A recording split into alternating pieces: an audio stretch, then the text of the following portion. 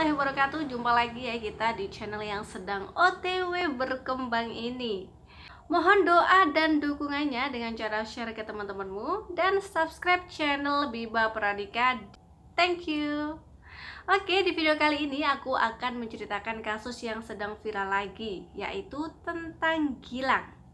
Yang gue bilangin bapak lo ya Lang. Bukan itu, beda kasus ya. Kali ini Gilang yang lain yang berulah dengan kasusnya bungkus membungkus. Sebenarnya apa yang sedang dialami Gilang sampai melakukan hal-hal seperti itu? Tuntaskan rasa penasaranmu dan mari kita simak videonya.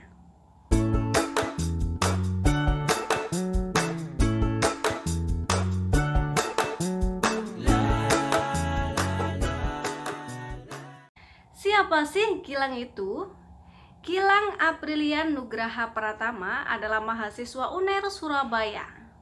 Gilang dinyatakan lulus SNMPTN pada tahun 2015 dengan program studi Bahasa Indonesia.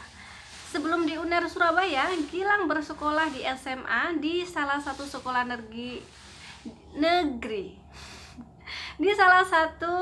negeri terkemuka di kawasan Banjarmasin Tengah. Gilang berasal dari Kapuas, Kalimantan Tengah. Akhirnya, Gilang menjadi anak kosan saat menjalankan studinya waktu SMA. Gilang ini dikenal dengan sosok yang pendiam, temannya pun bisa dihitung jari.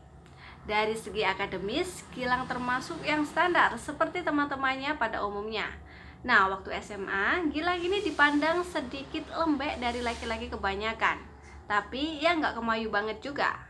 Informasi ini berasal dari temannya Gilang saat SMA yang sudah lama tidak kontakan sejak tahun 2017 lalu.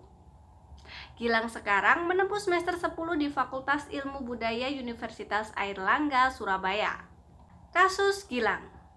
Viralnya kasus ini berasal dari tweet pemilik akun Twitter yaitu @mfikris. Dia mengaku menjadi korban pelecehan seksual yang dilakukan pria bernama Gilang. Melalui tweet panjang, dia menjelaskan kronologi Gilang melakukan pelecehan seksual terhadap dirinya. Jadi, Gilang ini awalnya memfollow Fikri di Instagram dengan alasan sama-sama mahasiswa di PTN di Surabaya, meskipun kampusnya nggak sama. Baru-baru ini terkuak bahwa Fikri ini berkuliah di ITS, Institut Teknologi 10 November. Gilang yang mengklaim sebagai mahasiswa Universitas Airlangga menjelaskan kalau dirinya saat ini sedang mengerjakan riset tugas akhir dan memerlukan bantuan Fikri. Gilang kemudian meminta Fikri memberikan nomor teleponnya. Obrolan mereka berdua akhirnya berlanjut di aplikasi WhatsApp. Gilang menjelaskan jika dalam penelitian itu Fikri diminta untuk membungkus diri dengan lakban dan kain jari. Gilang ingin tahu reaksi yang ditimbulkan dari penelitiannya. Awalnya, Fikri sempat menolak, namun ia luluh karena rasa kasihan. Karena Gilang ini mohon-mohon dan maksa-maksa, jadi ya gimana, namanya juga maba ya, mahasiswa baru. Kamu maba? Hati-hati sama modus kakak tingkatmu lo ya. Fikri pun mau menuruti perintah Gilang melalui WhatsApp. Fikri kemudian mengajak kawannya. Dengan bantuan seorang kawannya, tubuh Fikri kemudian dililit lakban hingga mata dan mulutnya ditutup dengan lakban. Badannya lalu dibungkus jarik rapat-rapat.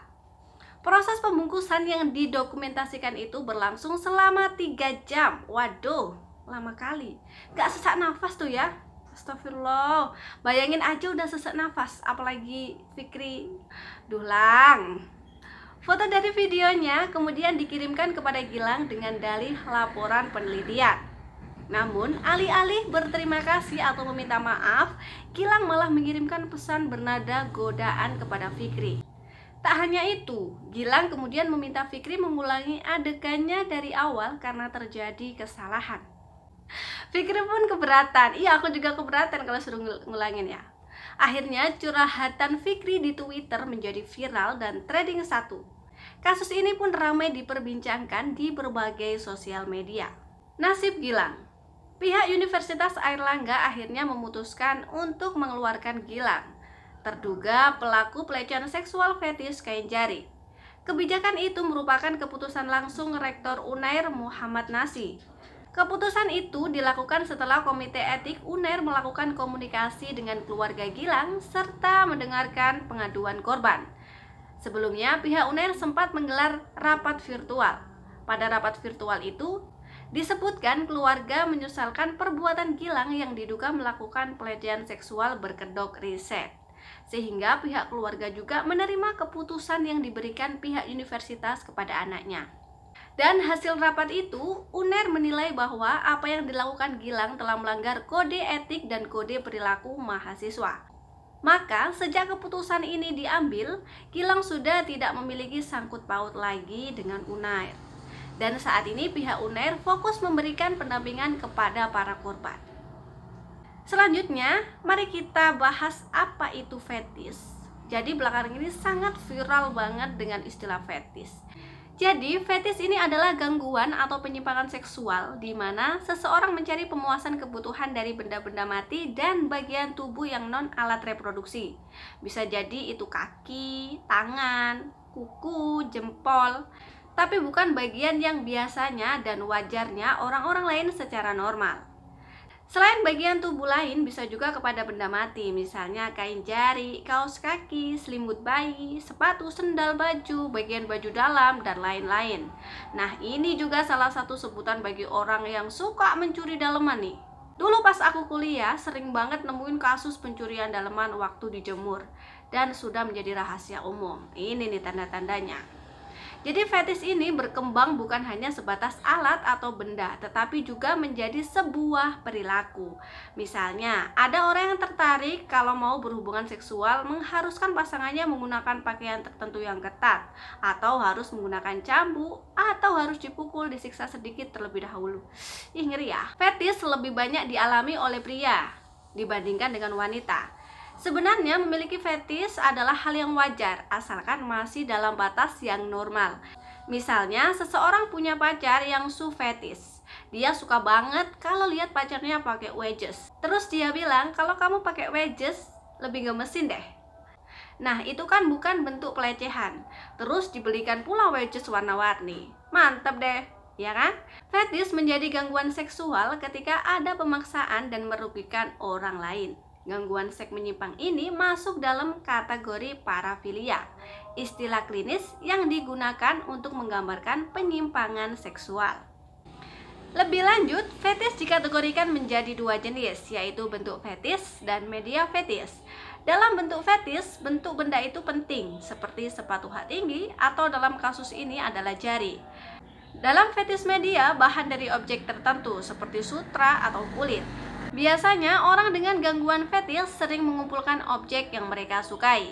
Jadi, untuk melihat apakah alasan Gilang melakukan fetis kain jari pada para korbannya, psikiater harus melakukan pemeriksaan lebih lanjut. Fetis ini sebenarnya bisa diatasi dengan menjalani terapi kejiwaan. Terapi itu ditujukan agar perbuatannya tidak merugikan orang lain. Karena bagaimanapun kita berharap hal ini tidak terjadi lagi.